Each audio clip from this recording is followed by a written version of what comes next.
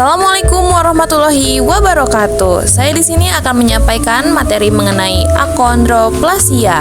Nah, ini merupakan daftar isi atas materi yang akan saya jelaskan. Nah, apa sih pengertian dari akondroplasia? Akondroplasia merupakan masalah pada pertumbuhan tulang yang ditandai dengan tubuh tidak proporsional dan kergil. Kondisi tersebut adalah salah satu masalah pertumbuhan tulang yang sering terjadi. Pengidap gangguan kesehatan ini akan memiliki ukuran tulang dada yang terbilang normal, kelainan atau cacat lahir pada bayi ketika tulang rawan tidak berkembang dengan sempurna. Tulang rawan merupakan jaringan yang keras tetapi fleksibel. Normalnya, selama masa perkembangan awal janin saat di dalam kandungan, tulang rawan membentuk sebagian besar kerangka tubuh sehingga terdapat di berbagai anggota badan. Namun, pada bayi dengan gangguan muskuloskeletal ini, tulang rawan tidak berubah dengan sempurna menjadi tulang, khususnya pada tulang di bagian lengan, tangan, dan kaki. Proses pembentukan dari tulang rawan ke tulang dikenal dengan nama osifikasi. Akibat dari proses pembentukan tulang yang tidak berjalan dengan baik ini membuat bayi memiliki tubuh dengan ukuran normal, tapi anggota badannya lebih pendek sehingga terlihat tidak proporsional. Penyebab pada akondroplasia disebabkan oleh mutasi pada gen FGFR3, yaitu gen yang menghasilkan protein fibroblast growth factor reseptor 3. Mutasi ini terjadi pada saat perkembangan janin dan pencegah tulang rawan berubah menjadi tulang. Nah, selanjutnya ciri-ciri akondroplasia pada bayi biasanya terlihat saat lahir atau pada awal masa bayi, yakni sebagai berikut. Yang pertama, ukuran kepala besar dengan dahi menonjol. Yang kedua, batang hidung rata. Yang ketiga, lengan, kaki, dan jari pendek. Yang keempat, kaki bagian bawah ditekuk. Yang kelima, tulang belakang melengkung ke depan atau lordosis atau ke belakang kifosis. Yang keenam, gigi berjejal atau bengkok. Yang ketujuh, tonus otot lemah. 8, sendi longgar. 9, kaki datar dan lebar. 10, ruang tambahan antara jari tengah dan jari manis. Berikut adalah contoh gambar bayi yang memiliki ciri akondroplasia.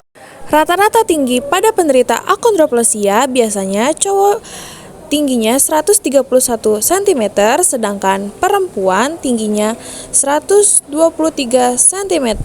Nah, ini merupakan contoh pada penderita akondroplasia saat dewasa. Nah, ini merupakan tubuh perkembangan anak akondroplasia. Yang pertama, ada ciri-cirinya seperti di gambar. Ini merupakan bayi 5,5 bulan yang memiliki ciri akondroplasia. Yang ini 3 tahun dan selanjutnya 14 tahun. Nah, bisa dilihat kan tumbuh kembangnya tidak seperti anak-anak normal. Selanjutnya ada juga yang 37 tahun. Nah, tadi sudah dijelaskan kan ciri-ciri pada penderita akondroplasia. Nah, ini merupakan gambaran penderita akondroplasia. Tadi sudah dijelaskan ciri-ciri akondroplasia pada bayi.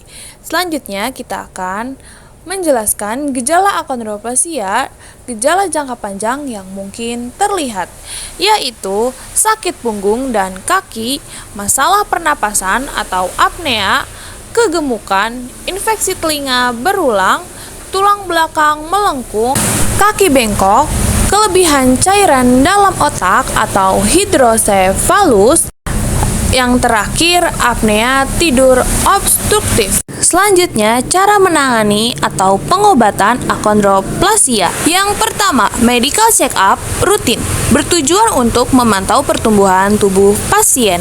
Yang kedua, terapi hormon. Tujuannya untuk meningkatkan pertumbuhan tulang anak agar ia bisa memiliki postur tubuh yang lebih baik saat dewasa. Yang ketiga, perawatan gigi. Perawatan gigi bertujuan untuk memperbaiki struktur gigi bertumpuk yang dialami oleh penderita akondroplasia.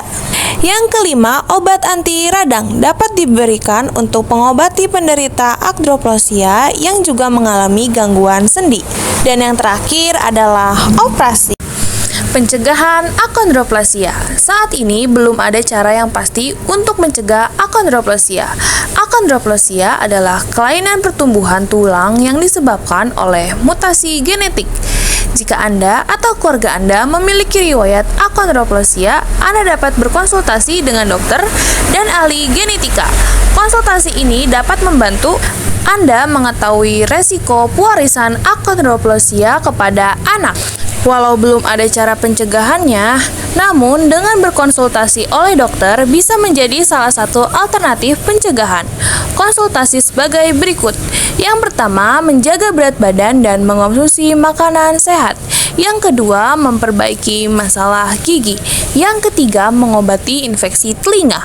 Yang keempat, memeriksa tulang belakang untuk mencegah masalah pernapasan.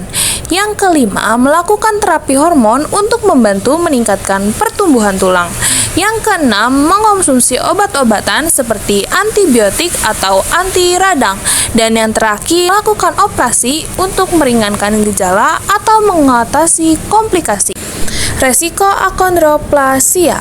Yang pertama, obesitas, infeksi telinga berulang, masalah pernapasan, tulang belakang melengkung, kaki tertekuk, hidrosefalus, stenosis spinal, susunan gigi tidak teratur, dan terakhir keterbatasan gerak. Kesimpulan dapat kita ambil, akondroplasia adalah kelainan genetik yang menyebabkan pertumbuhan tulang yang tidak normal, terutama pada tulang panjang di lengan dan kaki, yang menghasilkan bentuk tubuh pendek dengan ukuran tubuh normal. Kondisi ini disebabkan oleh mutasi pada gen FGFR3 yang mengatur pertumbuhan tulang.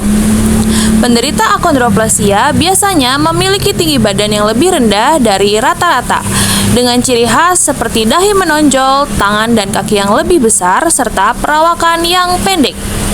Meskipun akondroplasia tidak dapat disembuhkan, pengelola medis dapat membantu mengatasi beberapa komplikasi yang muncul, seperti masalah pernapasan, kelainan tulang belakang, atau gangguan pada persendian. Nah, berikut contoh gambar akondroplasia kelainan genetik dalam satu keluarga. Sebagai penutup, pemahaman tentang akondroplasia sangat penting untuk meningkatkan kesadaran dan empati terhadap individu dengan kondisi ini. Meskipun akondroplasia dapat mempengaruhi banyak aspek kehidupan fisik, dengan dukungan medis, pendidikan, dan sosial yang tepat, individu dengan akondroplasia dapat hidup dengan kualitas hidup yang baik. Oleh karena itu, melalui portofolio ini diharapkan kita dapat lebih menghargai keberagaman manusia dan berkomitmen untuk menciptakan lingkungan yang inklusif serta ramah bagi semua individu tanpa memandang perbedaan. Terima kasih.